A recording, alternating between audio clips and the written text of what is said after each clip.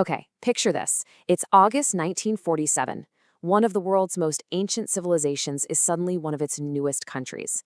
India is finally free, but it's also completely fractured, facing a future that looks, well, incredibly challenging. So the big question is, how was this new nation actually forged? Yeah, that was the fundamental question, right?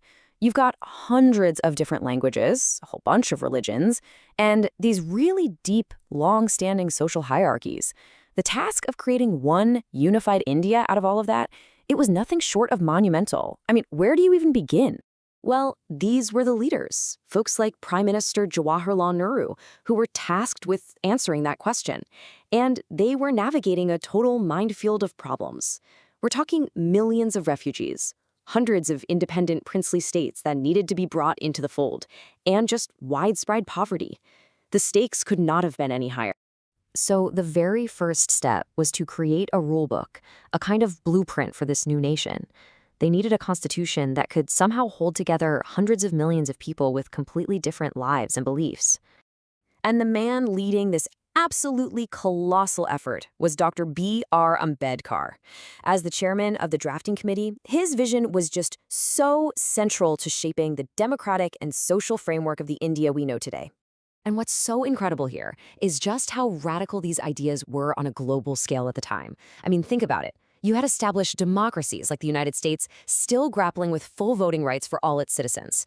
Switzerland, they wouldn't give women the vote for decades, but India's constitution gave that power to every single adult, right from day one. It also legally abolished the oppressive practice of untouchability and created affirmative action policies to make sure historically marginalized communities had a real voice. This wasn't just a political blueprint. It was a blueprint for social democracy, too. Okay, so how do you govern a country that's this massive and diverse without the central government becoming way too powerful or the regions feeling completely ignored? The answer they came up with was federalism. The whole idea was to create this delicate balance of power, making sure a farmer in the south and a shopkeeper in the north both felt like they were part of the same country. And here's how that balance actually worked in practice. The Constitution created 3 lists. You had the Union List, which gave the central government control over big national issues like defense. Then the State List gave local governments power over things that affected people's daily lives, like health. And finally, the Concurrent List covered areas where both could pass laws. It was a really sophisticated system of power sharing, designed for a super complex nation. But just as the political framework was getting sorted out, a new and deeply emotional conflict just erupted. See, the internal map of India, the one drawn by the British, it didn't really reflect the people who lived there. So the question became, should the states be redrawn based on language? And this created a huge clash. Leaders like Nehru and Patel, they were really worried that creating states based on language would just weaken national unity and lead to the country breaking apart.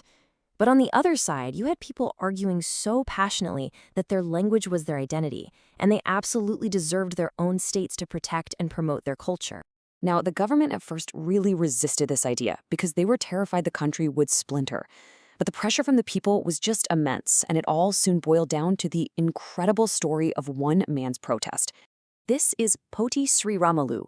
He was a follower of Gandhi's principles of nonviolent protest, and he took up the cause for a separate state for Telugu-speaking people, a state to be called Andhra. And to force the government's hand, he began a fast unto death. 58 days. Just let that sink in. A protest of complete silence and stillness. For 58 days, he refused food. His sacrifice captured the attention of millions, and it shook the conscience of an entire nation. And then, the protest came to a tragic end. Srimalu died. The news just exploded across the region. Widespread riots broke out. The whole situation became so volatile that the central government had no choice but to act.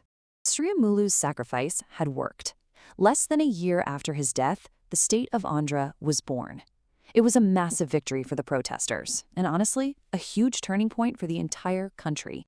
Because the creation of Andhra basically opened the floodgates. What happened in that one region set a precedent for pretty much every other linguistic group across the country. A states reorganization commission was set up, and it led to a complete redrawing of India's internal map. In 1960, for instance, the state of Bombay was split to serve Marathi and Gujarati speakers. In 1966, Punjab was divided. Slowly but surely, the map of India actually began to reflect the voices of its people. So, in the end, India was really built on two grand compromises. First, a strong federal constitution that guaranteed rights for everybody. And second, the recognition that linguistic identity was a valid and important basis for organizing the country. These were the blueprints that held the whole nation together. But those solutions from the past were designed for the problems of the past. And that leaves us with a really powerful question for today, doesn't it? As India faces brand new challenges in the 21st century, things like economic inequality and climate change, what are the new ideas, the new blueprints that are needed to forge its future?